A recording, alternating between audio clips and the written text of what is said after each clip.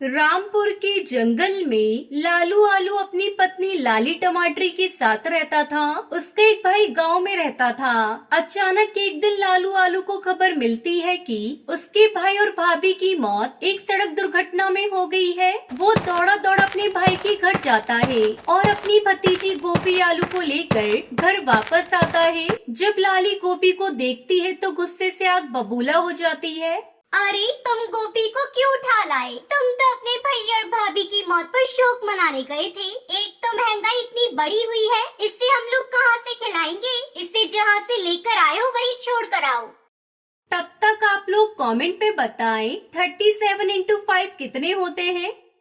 अरे तुम गुस्सा क्यों होती हो? भैया और भाभी के मरने के बाद अब इसका इस दुनिया में हम दोनों के सिवा कोई नहीं है। ये अब हमारी जिम्मेदारी है। तुम कमरे में चलो, मैं तुम्हें सब समझाता हूँ।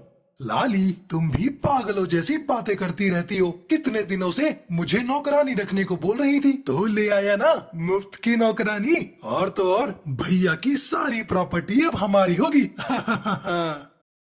लालू के मुंह से ऐसी बातें सुनकर आपके पास तो बड़ा शातिर दिमाग है, ये मुझे आज पता चला। लाली गोपी आलू के पास आती है।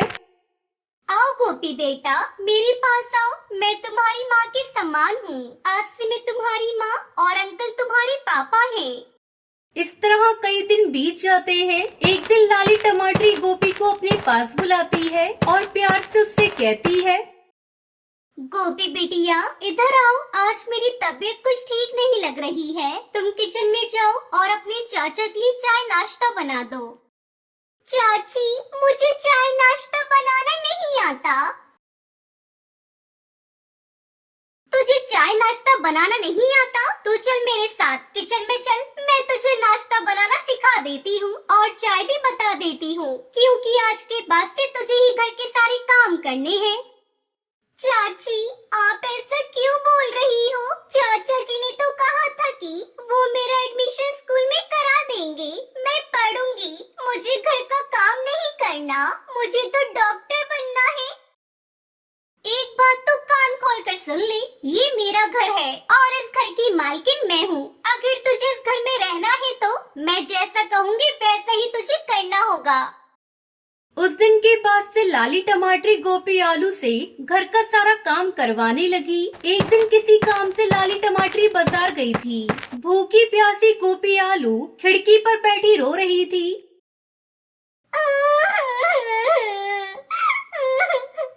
मम्मी पापा, आप दोनों मुझे छोड़कर कहाँ चले गए? मुझे भी अपने साथ ले जाते। चाची मुझे बहुत दुख देती है, मुझे भी अपने पास बुला लो मम्मी पापा। मैं चाची के साथ नहीं रहना चाहती। जब गोपी से भूख बर्दाश्त नहीं होती तो वो लाली टमाटरी की पड़ोसन सुनहरी आलू के घर जाती है। आंटी, कुछ खाने को हो तो मुझे दे दो। मुझे बहुत जोरों से भूख लगी है। मेरी चाची मुझे कल से खाने को नहीं दे रही है। चुप हो जा मेरी गुड़िया, मैं अभी तुझे भोजन देती हूँ। मुझसे तेरा रोना नहीं देखा जा रहा है, लेकिन एक बात का ध्यान रखना, तो इस बात का पता अपनी चाची को मत लगने देना। उसे मत बताना कि मैंने तुझे भोजन दिया है।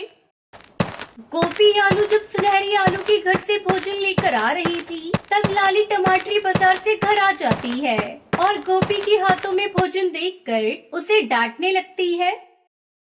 कमबख्त, इसी दिन के लिए मैंने तुझे अपने घर में रखा था, तूने तो मेरी नाक ही कटा दी। तू मेरे पड़ोसन से भीख मांगकर भोजन लेकर आई है। तेरी इतनी हिम्मत! अब मैं तुझे इस घर में एक पल नहीं रख सकती। चल निकल मेरे घर से और कहीं दूसरी जगह जाके मर जा। रोते बिलखते गोपी आलू एक पेड़ के पास बैठ जाती है। रात हो चली थी, तभी एक परी वहाँ प्रकट होती है। क्या बात है बेटा, तुम इतनी रात में क्यों उदास बैठी हो? परी माँ, मुझे मेरी चाची ने घर से निकाल दिया और मैं 2 दिन से भूखी भी हूँ। चाची ने मुझे खाना भी नहीं दिया। परी जब उस मासूम गोपी की बातें सुनती है तो उससे रहा नहीं जाता और वो उसके लिए उसी पेड़ के नीचे जादुई लकड़ी का घर बना देती है। उस घर में गोपी के लिए भोजन की कोई कमी नहीं थी। इस तरह गोपी आलू खुशी खुशी उस जादुई लकड़ी के घर में रहने लगती है।